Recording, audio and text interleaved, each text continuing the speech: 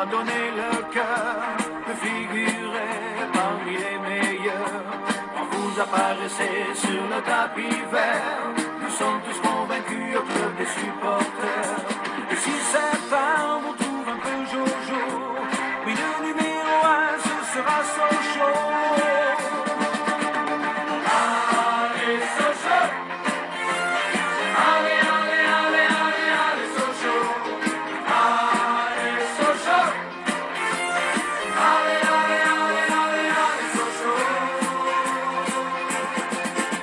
De l'animal royal, vous avez le sang bleu, et les rois du football, c'est vous, c'est merveilleux. On vous a fait confiance, vous nous le rendez bien. Alors ce soir, on tape dans nos mains. Vous remercier et vous encourager. Tous ensemble, décidons de chanter. Allez, Sochaux! Allez, allez, allez, allez, allez, Sochaux! Allez, Sochaux! Allez, allez, allez, allez, allez, Sochaux!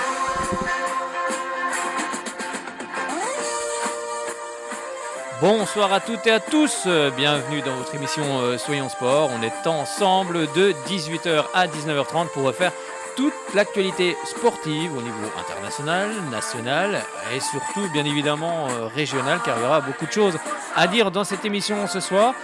On fera notre traditionnel tour des championnats étrangers. On va parler Coupe de France avec un grand événement demain dans la région. C'est le quart de finale de la Coupe de France entre l'ASM Belfort et le Stade Rennais. Stade Rennais qui est actuellement 3e en Ligue 1. Donc ça promet une belle affiche. Savoir qu'au tour précédent, les Belfortins ont éliminé Montpellier. Donc on espère que demain, ce mardi 11 février, du côté du Stade Bonal à 20h55, les Belfortins feront pareil, feront la même chose dans tous les cas. On va bien évidemment revenir sur ce qui s'est passé sur la journée en Ligue 1. La journée en Ligue 2 également avec la page consacrée au FC Sochaux Montbéliard. Oui, ça y est, 10 matchs sans victoire. Ce coup-là, on la tient, la victoire face au Mans, on ne la lâche pas. On a les 3 points et en plus, on était réduit à 10. On en parlera tout à l'heure. On va revenir bien évidemment sur ce qui s'est passé en National 2 et en National 3, car il y a eu beaucoup de buts pour les équipes, les deux équipes de la capitale comtoise. On verra ça tout à l'heure avec Mister Frédéric Fitch. On parlera bien évidemment handball, ESBF, Grand Besançon de handball, Palante également qui a joué ce dimanche, le CS Vesoul également et bien sûr le basket avec le Bezac. Bonsoir Fred, on va déjà couper le Allez Sochaux, oui Allez Sochaux. Diminuer, On va diminuer. Bonsoir Fred, comment ça va? Salut Fred, comment ça va? Ben, ça va, et toi? Ça va bien, passer un beau week-end? Oui, un samedi foot. Toi t'as vu des buts ce week-end. Oh, ben. Oh, On t'es peut donner heureux. un indice, il y en a eu 10 sur les deux matchs des deux clubs byzantins. Oh qu'il est heureux. On voit la mine réjouie de Fred, il a vu beaucoup de buts ce week-end, et bien justement il nous reparlera. Bah, toi aussi, hein. Oui, j'ai vu beaucoup de buts aussi au stade de Lagrange. Alors, pour tout vous dire, Fred est parti voir le Racing Besançon qui en a mis 6 à Centre, et moi j'étais du côté du stade de Lagrange où le Besançon Foot On peut en les a donner mis tout de suite, 4 ce sera fait au moins. à Isse-se-Longeait, mais Isse-se-Longeait, très belle équipe, on en parlera tout à l'heure. Bon, de quoi on va parler là maintenant? On va parler des championnats étrangers, on va faire notre petit tour avec... Quelques minutes, on va dire. Exactement, on quitte la France quelques minutes et on part pas très loin, on prend le Thalys, l'Eurostar. Non, l'Eurostar, parce que Ça dépend, le Thalys, tu veux traverser le Rhin ou je sais le Thalys, pas. c'est la Belgique. Ouais. Si je prends le Thalys, c'est Le ça, Thalys, c'est la Mister Belgique, oui. Ouais, c'est ça. Donc on va pas aller en Belgique, on va aller en Angleterre et direction la première ligue, car il s'est passé, des choses ce week-end avec différents matchs. C'était la 26e journée. Bon, il y a eu quelques petites rencontres. Mais il y a eu aussi quelques matchs avec Everton qui a battu Crystal Palace 3 buts à 1. Brighton et Watford font match nul, 1 but partout. Et c'était comme je disais la 26e journée. Manchester City et West Ham, le match a été reporté. Et Sheffield United a battu Bournemouth. Combien? Non, tu sais pas. 2 buts, 2 buts 1. Moi, je te posais une Le match petite reporté, colle. c'est dû à cause du mauvais temps, à mon avis, du mauvais temps qu'il a fait. C'est ça. Et en fait, cette 26e journée, comme vous l'avez compris, a été un petit peu tronquée car les autres rencontres auront lieu ce vendredi 14 février. Donc, poursuite de cette 26e journée avec Wolverhampton, Leicester City à 21h. Le samedi 15 février, Ça sera la 26e journée également. Southampton, Burnley, 13h30. Norwich City, Liverpool, 18h30. Et ce dimanche 16 février, Aston Villa, Tottenham à 15h. Et Arsenal, Newcastle à 17h30. Et le lundi 17 février, ce sera Chelsea, Manchester United à partir de 21h. En gros, c'était des matchs reportés à cause de ce qui du mauvais temps qu'il y a eu. Donc... Oui, bah, je suppose. Je suppose qu'il y a eu aussi la tempête. Comment elle s'appelle Chiara. C'est ça. Ou Ciara. Il nous le fait à l'italienne. Bon, le calcio, vous avez compris, ça sera pour tout à l'heure. Hein. Donc là, on va parler du classement avec Liverpool, bien évidemment, largement en tête, même s'ils n'ont pas joué encore pour le moment. 73 points. Deuxième, Man City, 51 points. Leicester City est troisième avec 49 points. Chelsea est quatrième avec 41 points. Et la surprenante équipe de Sheffield United est-elle cinquième avec 39 points. En bas de classement, on retrouve West Ham, Watford et Norwich City aux 3 dernières places. C'est quasiment fait pour Liverpool, hein, on peut dire. Oui, on peut quasiment dire qu'ils sont champions d'Angleterre. Il faudrait vraiment un cataclysme pour qu'ils ne soient pas champions d'Angleterre cette saison. Avec Vardy qui en est à 17 buts, suivi de très près par Aguero avec 16 buts. Direction l'Angleterre, on retraverse la Manche. On quitte l'Angleterre, on prend le vélo. Non, on reprend l'Eurostar ou je sais pas. Voilà, ou l'Eurostar, c'est plus écologique. Oui. Et on part direction l'Espagne, c'était à la 23e, long voyage, hein.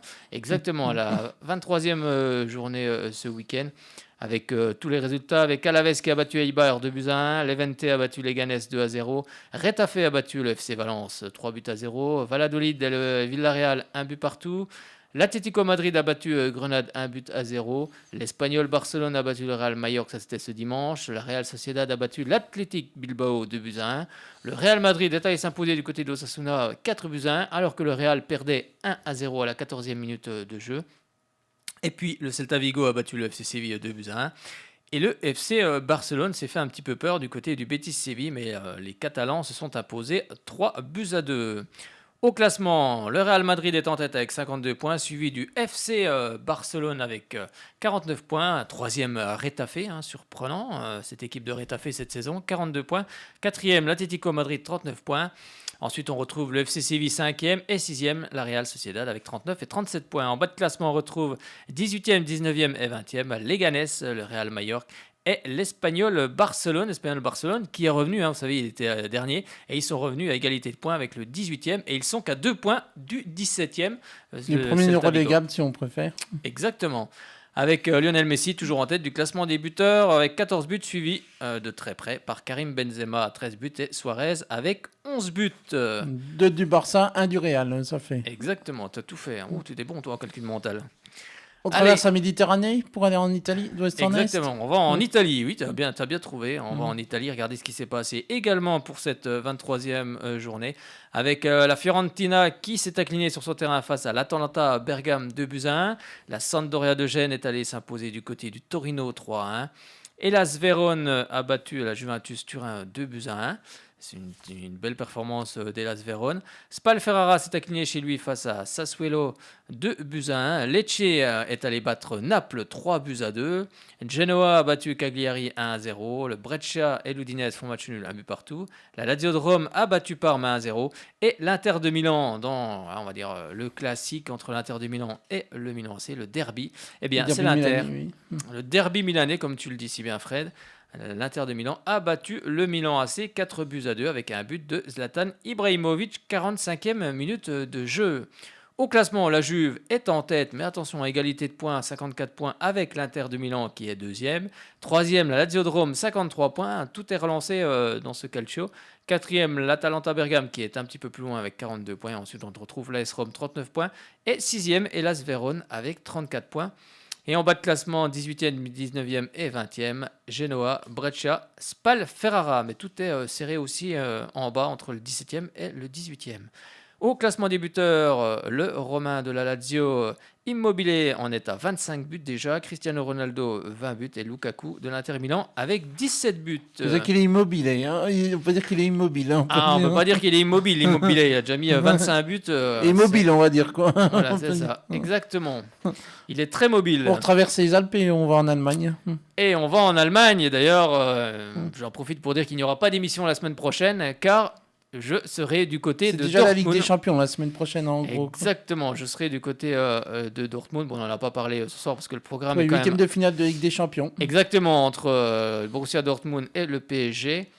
Ancien club de Thomas Tuchel au passage. En Exactement, donc je plus. serai... Dirigé par Lucien Favre maintenant. Donc je serai là-bas du côté de Dortmund et je ne, bien sûr, pourrai pas assurer l'émission. Sinon, on pourrait la faire en duplex, mais je ne sais pas si voilà, Monsieur Dahan aurait été d'accord. Il Ça aurait été faudrait un peu plutôt compliqué. un renfort. Il faudrait que quelqu'un soit au studio, quelqu'un d'autre soit au studio Oui, exactement. Donc, avec c'était moi. Donc ouais, voilà. c'était un Enfin, petit peu, c'est une autre histoire, on va dire. Exactement, c'était un petit peu compliqué. Donc c'était la 21e journée dans la Bundesliga qui commençait ce vendredi et 7 février. Et ça commençait fort avec l'Eintracht Francfort qui a battu Augsbourg 5-0. Ensuite, Fribourg a battu Hoffenheim 1-0. Wolfsburg a battu le Fortuna Düsseldorf. Non, Wolfsburg et le Fortuna Düsseldorf ont fait match nul, un but partout. L'Union Berlin est allé battre le Werder de Brême 2-0. Schalke 04 et Paderborn un peu partout. Mayence est allé battre le Hertha Berlin 3-1. Hertha Berlin, futur club de Touzard, le Lyonnais. Lucas Touzard, ouais. Bon. Oui, j'ai dit Mayence, c'est bon. Qui joue encore avec l'OL pour le reste de la saison, si je Exactement. comprends bien. Oui. Le Bayer Leverkusen a battu le Borussia Dortmund qui va rencontrer le PSG la semaine prochaine 4-3. Gladbach et le FC Cologne, le match a été reporté et 0 partout entre le Bayern Munich et le RB Leipzig. Et au classement, le Bayern Munich est en tête avec 43 points, suivi de Leipzig 42, ensuite troisième Borussia Dortmund 39. Et Gladbach, lui, est à 39 points également en étant quatrième, cinquième le Bayer Leverkusen 37 points. Donc vous voyez que tout s'est resserré en Allemagne. Je crois que c'est une des premières fois où il y a autant d'équipes qui se tiennent en peu de points, tellement le... Voilà, C'est-à-dire que dans les championnats différents, c'est serré, c'est très serré. Exactement, tellement le Bayern Munich, toutes ces dernières années, on va dire, a cadenassé ce championnat. Et au classement des buteurs, Lewandowski en est à 22 buts, suivi de Werner de Leipzig, 20 buts, et Sancho du Borussia Dortmund avec 12 buts. Bon, on retraverse le Rhin maintenant. Alors, on traverse le Rhin, mais On tourne en France.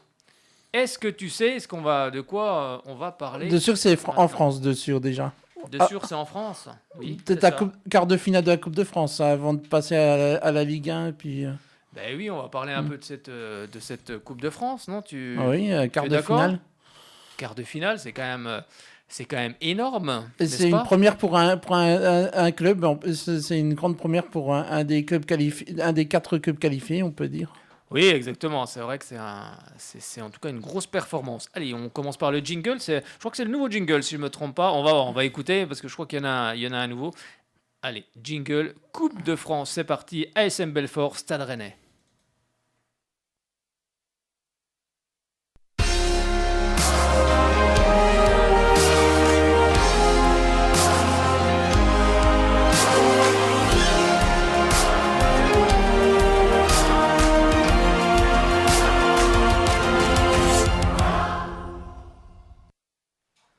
Bon, je ne sais pas si c'était vraiment celui-là, hein. J'ai un doute quand même. Donc, bref, on va parler Coupe de France cette fois-ci. Je t'ouvre ton Qui aura micro, lieu cette Fred. semaine, demain, mercredi et jeudi, c'est sur 3 jours. Donc, C'est sur 3 jours, exactement. un match Et- demain qui nous concerne directement, 2 autres mercredi, puis un autre jeudi. Alors, on va donner déjà les 3 autres quarts de finale avant de parler de celui qui nous concerne tout particulièrement. Est-ce que tu les as pas en tête, hein? Oui, si, je les ai. Vas-y, allez, dis-le, Bah, déjà, puis moi je ce donnerai les... Moi, je mercredi- donnerai. Pardon, excuse-moi. Hein. Vas-y. Alors déjà, pour ce mercredi, donc le mercredi 12 février, donc après-demain, le Dijon recevra le Paris Saint-Germain à 19h. Et 18h30. 18h30 et puis à 21h, si je ne me trompe pas. Ce sera l'Olympico, le choc entre l'Olympique lyonnais et l'Olympique de Marseille. Donc, Exactement, 21h05. 21h05. Donc, et celui-là, il est retransmis sur France 3 et Eurosport 2 pour ceux qui ont... Bon, de toute façon, ils sont tous retransmis, les matchs là. Sur Eurosport 2, plus l'Olympico qui est lui sur France 3. Exactement. Et il y aura un autre match jeudi. 13 février à 21h05, je crois. 21h cette fois-ci. 21h entre On se mélange, le SAS Épinal Cup de National 2 et le pensionnaire de Ligue 1, l'AS Saint-Etienne. L'AS Saint-Etienne, exactement. Et nous, ce soir, on va parler, bien évidemment, de l'ASM Belfort. Qui joue demain soir. C'est ça, qui sera opposé au Stade Rennais ce mardi 11 février à 20h55 du côté du Stade Auguste Bonnat, lieu de résidence À Sochaux. du FC Sochaux Montbéliard. Eh bien, c'est l'effervescence du côté de l'ASM Belfort, bien évidemment. Vous allez entendre quelques sons qui que j'ai repris un petit peu à droite, à gauche, chez nos confrères de l'Est républicain et également chez nos confrères de France 3 Bourgogne-Franche-Comté. Alors tout d'abord, un petit mot sur les bénévoles, parce que vous savez que dans un club, les bénévoles, c'est très important, je dirais même, entre guillemets, vital, car sans bénévoles, les clubs ne peuvent rien faire, car il faut des bénévoles partout, et il faut aussi surtout les chouchouter, ces bénévoles, si on veut les garder, car on est toujours en recherche, et c'est vrai que beaucoup de gens ne veulent plus vraiment s'investir, que ce soit dans les clubs, dans les associations, enfin bref, dans un tas de choses, parce qu'il y a quand même des contraintes également, mais ce sont avant tout des passionnés. Et puis là, c'était un reportage de nos confrères de l'Est républicain sur justement les bénévoles de l'ASM Belfort, et je vous laisse écouter. Forcément, c'est une aventure incroyable pour nous tous. Personne n'aurait osé miser, même sur un 16e de finale, alors se retrouver en quart, c'est quelque chose de fabuleux. Tout simplement. À titre personnel, vous faites partie, vous, de cette aventure, c'est beau? Oui, j'ai été invité à faire partie du voyage en Guadeloupe au 8e tour, début décembre. Et puis depuis, eh bien, voilà, on a enchaîné. Donc ça s'est bien passé aux abîmes. Anthony m'a dit, je te garde dans le staff. Et puis on a enchaîné 32e, 16e, 8e quart. Et c'est un bonheur absolu pour nous tous de vivre cette aventure trépidante. Voilà. Les maillots spéciaux que nous porterons mardi prochain au Stade Bonal. C'est quand même historique et exceptionnel ce que l'équipe arrive à faire. Un aboutissement au niveau de notre travail et du travail de tous les bénévoles, les salariés qui travaillent d'arrache-pied depuis début janvier pour la Coupe de France.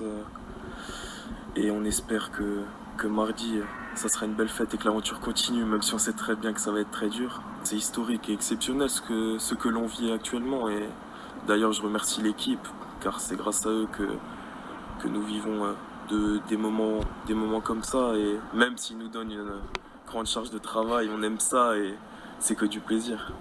Exactement, c'est que du plaisir, mais c'est surtout beaucoup de travail pour les bénévoles, comme je le disais tout à l'heure. Donc bravo à eux pour organiser, pour que la fête soit parfaite, et pour que la fête soit parfaite, qu'il y ait la petite, on va dire, cerise sur le gâteau, il faudrait bien sûr que les joueurs de l'ASM Belfort s'imposent face au stade rennais. On l'espère tous, bien évidemment.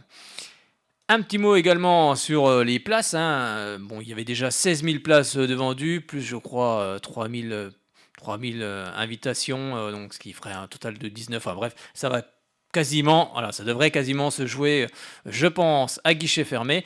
Et c'est nos confrères de François Bourgogne-Franche-Comté qui ont fait un petit reportage justement avec la file d'attente, les gens qui attendaient pour acheter leur place, et puis d'autres aussi qui sont venus voir l'ASM Belfort, et puis qui sont devenus passionnés non seulement du club, mais également du football en général, et surtout de l'ambiance, car c'est vrai que contre Nancy, il y a une superbe ambiance. Contre Montpellier, je vous en parle même pas, tellement c'était de la folie à la fin du match. Et on va justement écouter ce qu'ont récolté nos confrères de France 3. La file d'attente est impressionnante, plusieurs centaines de mètres et une patience certaine requise pour obtenir les précieux sésames. On n'a pas froid, c'est déjà ça. Non, je suis là depuis 10 heures, on attend, on arrive bientôt au bout, donc ça va. Vous êtes prêt à beaucoup de choses pour avoir ce billet? Ah ben oui, beaucoup de choses, surtout pour mon fils. Les voici, ces billets pour ce match d'ores et déjà historique. Belfort-Rennes, quart de finale de la Coupe de France. La rencontre aura lieu à Montbéliard. Certains le regrettent, mais il pourrait y avoir 20 000 spectateurs à Bonal. Des supporters de toujours de la SNB et d'autres très récents. On m'a offert la place quand ils jouaient contre Nancy. J'ai découvert une émotion que je connaissais pas avant. Donc j'ai tenu à revenir pour le match de Montpellier. Où là, c'était... voilà quoi, j'ai fini en larmes, j'aurais pas pensé. Et du coup, obligé d'être là aujourd'hui. Et je pense qu'avec un peu de chance, on devrait être là jusqu'au bout. Vous y croyez, vous, à la qualification? Bien sûr, à 100%, bien sûr. Belfort a battu Montpellier qui est 4e de Ligue 1, donc peut très bien battre Rennes qui est 3e de Ligue 1. Et pour mieux en rêver, la coupe, la vraie, était exposée dans un bar-tabac de Belfort aujourd'hui, en présence de quelques joueurs. On profite du moment surtout. Après, il ne faut pas oublier qu'on on est en deuxième classe, on va dire, on n'est pas professionnel, mais au moins ça nous permet de côtoyer un peu le haut niveau, tant dans la médiatisation que sur le terrain, et on prend ça avec plaisir. On n'a pas été vaincu par les Prussiens. Voilà. Les Bretons, on va essayer de faire le maximum pour résister. La Coupe de France et son grand chamboulement des hiérarchies autorisent aussi les commentaires les plus fous, mais toujours avec le sourire.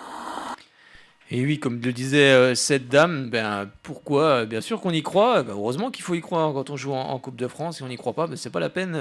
C'est pas la peine de venir. Bien évidemment qu'il faut croire justement en une qualification de l'ASM Belfort. Alors vous savez que bien évidemment sur le plan sportif, il y a le plan sportif, mais aussi le plan financier. Et, juste pour vous donner un petit indice de ce que rapporte cette Coupe de France, participation par exemple au 7e tour, c'est 1 500 €. 8e tour, 7 500 €. Puis là, on commence à monter tout doucement. 32e de finale, 52 500 €. 16e de finale, 102 500 €. Et 8e de finale, 172 500 €. Alors après, quart de finale, 285 000 €. Demi-finale, 565 000 €. Finaliste, 1 515 000 €. Et puis le vainqueur de cette Coupe de France empochera 2 65 000 €. Donc c'est quand même pas mal. Alors c'est vrai que le parcours des Franc-Comtois rapporte pour l'instant 621 000 € de dotation. Donc les clubs de Ligue 1 qui sont tombés face à l'ASM Belfort, généralement, entre guillemets, car certains clubs ne l'ont pas fait, laissent leurs recettes. Montpellier l'a fait, Nancy l'a fait, sans doute que le Stade Rennais, on l'espère, le fera également.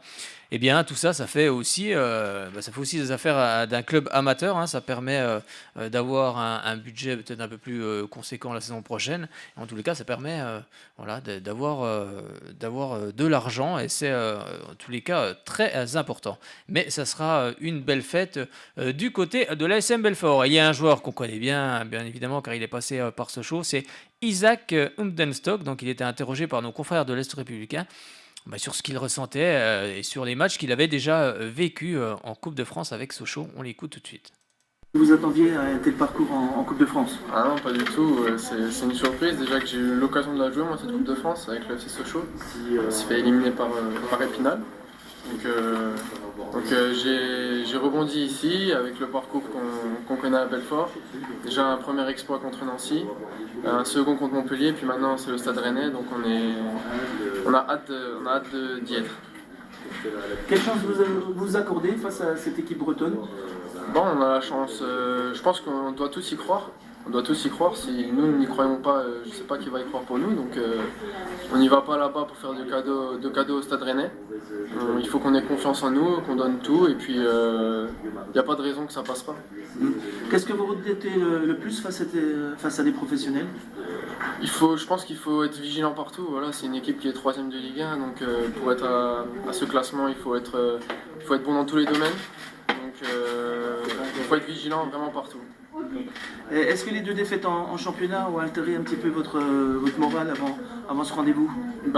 C'est clair que le championnat nous met un petit coup derrière la tête. On aimerait figurer plus haut au classement. Mais ce sont 2 compétitions différentes. Le championnat s'est passé face à Sedan et puis maintenant on est focus sur Rennes. D'accord. Et pour terminer, vous avez déjà joué la Coupe de France. Vous pouvez nous rappeler un petit peu votre parcours? Les matchs que vous avez joué avec Sochaux? Voilà, j'ai joué le premier match pour un club professionnel quand ils sont rentrés en lice contre Épinal. J'étais titulaire et puis ça s'est mal passé. On a été éliminé par Épinal qui est encore qualifié comme Belfort. Donc maintenant j'ai la chance de rebondir avec Belfort, donc je suis très content. Il est très content, Isaac Umdelstock. En tous les cas, on lui souhaite de vivre un grand moment avec cette équipe de Belfort. Et on va écouter tout de suite la réaction également qui était chez nos confrères de l'Est républicain d'Anthony Accard, l'entraîneur de cette équipe de l'ASM Belfort. On ne se rend encore pas compte des choses, je pense, aujourd'hui, à plus de 24 heures du match, mais je peux vous dire que demain soir, ça sera toute une région qui sera au stade pour nous soutenir. Donc l'état d'esprit il est déjà d'une certaine manière de la fierté et du plaisir, parce que on sait que de vivre des moments comme ça, il peut y en avoir aucun ou quelque peu dans une carrière d'amateur. Je pèse bien mes mots en disant amateur, parce qu'on est vraiment un club amateur. être en quart de finale, c'est quelque chose d'exceptionnel. Maintenant, on y est, on a hâte d'y être et on va le préparer de la meilleure des manières possibles au niveau sportif. C'est moi le garant de tout ça, moi de mettre les choses en place pour que les joueurs soient de la meilleure des façons. On fait une veille de match au Stade Bonal qui va être important pour les repères, comme on l'a dit.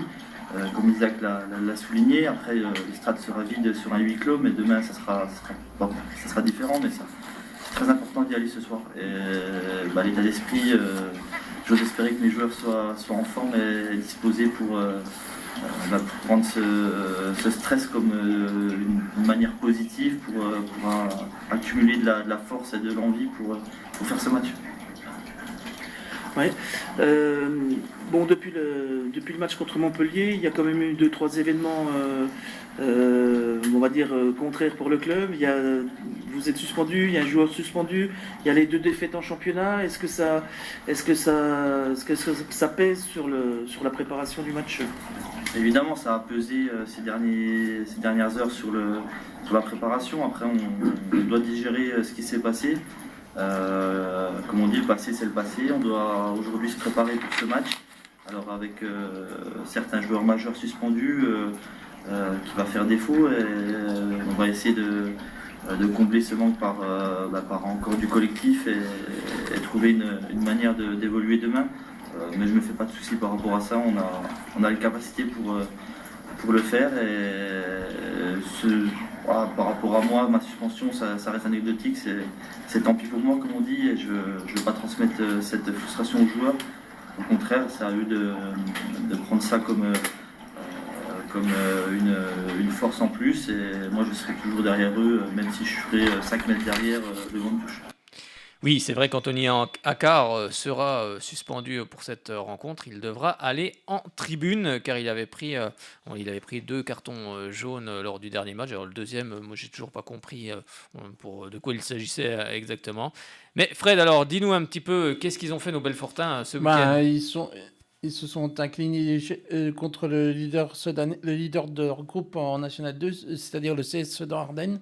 Ils se sont inclinés 2-0 chez eux au Stade Serzian. Et au classement, ils sont combien ? 9e avec 18 points. Et ils affrontent Drancy samedi en championnat. Donc. D'accord. Ils se déplacent en région parisienne. D'accord. Et avant ça, il y aura bien évidemment cette Coupe de France. Bon, quel est ton pronostic, Fred, pour demain ? Je vois bien battre Rennes, les tenants du titre en plus. Alors surtout que Rennes, on va le voir tout à l'heure dans la partie Ligue 1. Surtout que les joueurs de Julien Stéphan, ils sont bien classés, ils sont en bonne forme en ce moment. Oui, mais il y a beaucoup de blessés. Beaucoup. Rafinha apparemment semble être blessé. Da Silva, défenseur central, apparemment est blessé également. Enfin, Kamavinga avait été ménagé ce week-end. Enfin bref, ils ont de gros blessés. Ils ont un paquet de blessés, justement, les Rennais. Mais en tous les cas, les joueurs qui seront alignés sur le terrain seront des professionnels. Donc peu importe. Ça fait déjà quelques années qu'ils sont en bonne forme, les Rennais en plus. Exactement. Donc maintenant, la Coupe d'Europe, puis la Coupe de France la saison dernière, et puis la Coupe d'Europe. Et on verra donc dénouement ce mardi soir. On parlait du Stade Rennais tout à l'heure en Ligue 1.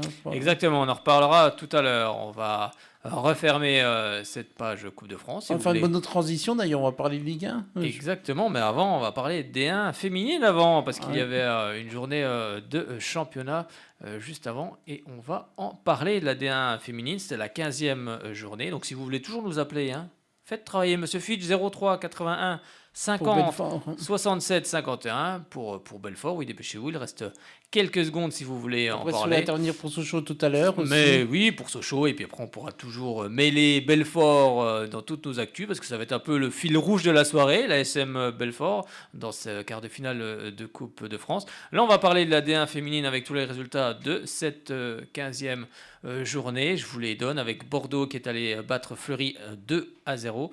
On a également Montpellier qui a fait pas le carton du jour, vous allez voir, il y a un autre carton, 7-1 du côté de Reims. Metz et Guingamp 0 partout.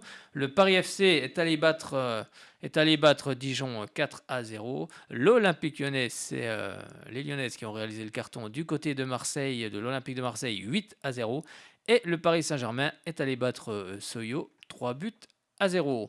On va vous donner le classement de cette division 1 avec Lyon qui est en tête avec 41 points, suivi du Paris Saint-Germain 38 points, 3e Bordeaux 34 points.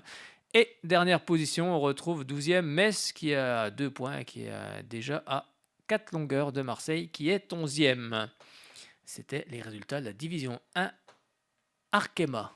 C'est ça, parce qu'il y a du naming. Et on va faire une rime, on va passer à la Ligue 1 Conforama maintenant. Exactement. Donc après c'était la Arkema, 24e journée. Alors Arkema, je sais pas trop ce que c'est d'ailleurs. Je sais pas non plus. J'ai pas regardé. Bon, Conforama, ça on sait. Hein.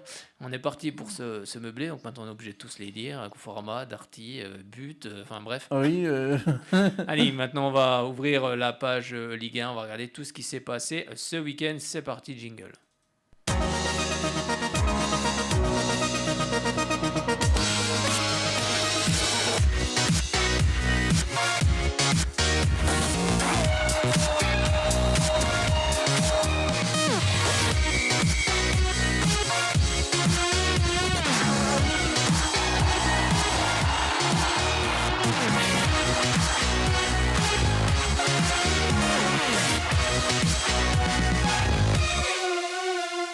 C'est parti pour la Ligue 1 et cette 24e journée qui débutait ce vendredi 7 février avec Angers qui recevait Lille. Angers qui a un petit peu plus de mal en ce moment et qui recevait des Lillois qui, eux, sont en forme. Et bien, ils l'ont montré sur le terrain. Avec cette victoire 2-0, les Lillois, Victor Osimhen à la 14e minute de jeu. Qui était au départ, il y avait une faute sur un Angevin, mais comme l'Angevin était sur la ligne, derrière la ligne de touche, l'arbitre a fait signe de jouer. Et le deuxième but, c'est Renato Sanchez, 75e minute de jeu, qui lui n'est pas attaqué dans la surface. Il déclenche un tir et ça finit dans les buts. Eh bien, ça fait 2-0 pour les Lillois. Je vous propose d'écouter la réaction de Stéphane Bauken, donc tendez bien l'oreille parce que ça a été enregistré à mon avis pas très loin du bus. Alors on lui a parlé justement de l'extra sportif, vous savez que Saïd Chaban, le président de Angers, a été mis en examen. On lui a posé la question justement sur cette affaire et lui il dit simplement l'extra sportif, on n'y pense pas. Et Christophe Galtier, lui il est très fier de ses joueurs. Vous allez écouter également le milieu de terrain Benjamin André, passé par le stade rennais. On va regarder vers le haut, c'est ce que dit le milieu de terrain lillois. On les écoute tous les trois.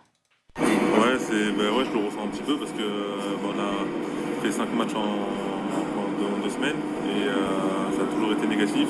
Donc étant fatigué physiquement, puis à cause des défaites moralement, c'est vrai que c'était compliqué. Ce soir, on a terminé, c'est vrai, aussi fatigué. Mais bon, on va quand même bien se reposer là, les 2 jours qui arrivent et on va se remettre d'aplomb pour aller à Nîmes et chercher quelque chose à Nîmes. J'imagine que le contexte aussi extra-sportif a peut-être un petit peu pesé sur les mentales avant le match. Non, le contexte extra-sportif, on l'a laissé en dehors du complexe. On n'y a pas pensé, on a pensé seulement à ce match ce soir-là parce que, comme je l'ai dit, contre Monaco, on a perdu malheureusement alors qu'on était forcé, alors qu'on aurait pu ramener quelque chose. Et on a vraiment pensé qu'au match et l'extra-sportif reste extra, justement.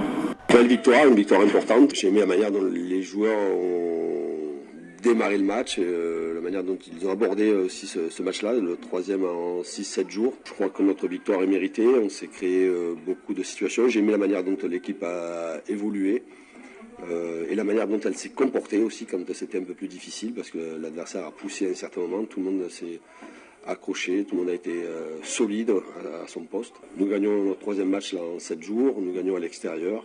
C'est une semaine magnifique pour les joueurs et je suis très fier de mes joueurs. Surtout on enchaîne à l'extérieur, on n'était pas si bien que ça, donc enchaîner 2 victoires comme ça c'est très bien. Surtout on n'a pas pris de but, on en a mis 2. Donc cette solidité retrouvée, cet état d'esprit à confirmer et on regarde plus haut. On regarde plus haut, c'est Benjamin André qui le dit, oui, car cette équipe de Lille est 4e avec 40 points, et cette équipe d'Angers, elle, est 14e avec 30 points. Direction le match du samedi à 17h30, c'est l'Olympique de Marseille qui, au stade Vélodrome, recevait le TFC, c'est-à-dire Toulouse qui était en dernière position avant cette rencontre, et qui restera en dernière position après cette rencontre, car sur une superbe inspiration de Dimitri Payet, 51e minute de jeu, c'est les Marseillais qui s'imposent par la plus petite des marges, mais ça suffit, c'est 1-0. On va écouter la réaction d'André Villas-Boas, l'entraîneur de cette équipe de Marseille, qui dit le plus important, on a 9 points d'avance Ça, c'était avant la rencontre de Rennes. Maintenant, ils n'en ont plus que 8. Et Denis Zanko, l'entraîneur de Toulouse, lui, il revient sur le fait que Toulouse fait des bons matchs, mais n'arrive pas à capitaliser. Et bien évidemment, c'est souvent le plus important en football. Oui, c'est ça. Je pense que le plus important de la soirée, c'est précisément ça. On a réussi. On n'a pas réussi avec un grand spectacle. On a bien souffert, je pense, pour la fatigue. On est arrivé à ce match très, très fatigué. C'est vrai qu'on a eu un peu de chance parce que normalement, en première mi-temps, on doit subir un but, déjà à 20 secondes. On a eu un peu de chance, réussite. On a essayé de calmer les choses, pas mettre pression encore pour la deuxième mi-temps. Et ça nous a aidé un peu pour rentrer dans le match, un peu plus tranquille. Parce que le match était trop nerveux pour nous. On a pris des contre-attaques qu'on a besoin. Normalement, on ne prend pas. Mais oui, un match que c'était très très difficile. On n'attend pas à ça, mais c'est une grande réussite pour nous de maintenir la distance. André, c'est le talent qui a fait la différence. On sait ce que vous pensez de Dimitri Payet et on voit que c'est son talent sur cette inspiration qui vous permet de vous imposer. Oui, je pense. Un moment de génie de sa part. On a, contre les lignes comme elles ont été fermées, on a besoin de ce type de moment de génie. Et il a réussi. On a parlé un peu à la méthode de faire un peu plus de centre, de tirer un peu plus. Mais c'est un moment de génie de Payet. On a l'impression que la réussite nous fuit vraiment. On a fait le match qu'on souhaitait faire. Je pense qu'on est vraiment en progression dans nos contenus. Et on cède aujourd'hui sur le talent d'un joueur, alors que j'ai l'impression que ce qu'on a proposé était cohérent par rapport au contexte. On a fait globalement le match qu'on voulait faire et aujourd'hui on repart encore bredouille. C'est très très frustrant pour les joueurs. C'est vraiment une grosse déception. Ils ont beaucoup donné, ils sont beaucoup investis. Ils font beaucoup d'efforts et il n'y a pas encore la récompense. Moi, je pense que la confiance ce soir, dans un contexte quand même très très particulier, j'ai l'impression que les joueurs ont abordé ce match avec beaucoup de culot, avec esprit d'initiative, on a osé. Après, il y a un rapport de force, on ne peut pas le négliger non plus, mais je trouve qu'on a tenu la dragée haute à l'Olympique de Marseille. On les a poussés dans leur dernier tranchement, jusqu'à la fin pour y croire. J'ai le sentiment qu'on est en progrès depuis quelques matchs, mais on n'arrive pas à capitaliser sur le plan comptable et c'est ce qu'il y a de plus dommageable pour nous. C'est vrai que cette équipe de Toulouse n'a quand même pas de chance car sur les 2 derniers matchs, elle a vraiment fait de bons matchs. Mais comme toujours, quand on est en bas de classement, eh bien, la confiance n'est pas là. Et puis on a la malchance aussi également, le manque de réussite. Et c'est ce qui se passe un petit peu pour cette équipe de Toulouse. Mais tout ça peut vite tourner, on le sait très bien, dans le football et dans le sport en général. Du côté des rencontres qui avaient lieu à 20h, on va partir pas très loin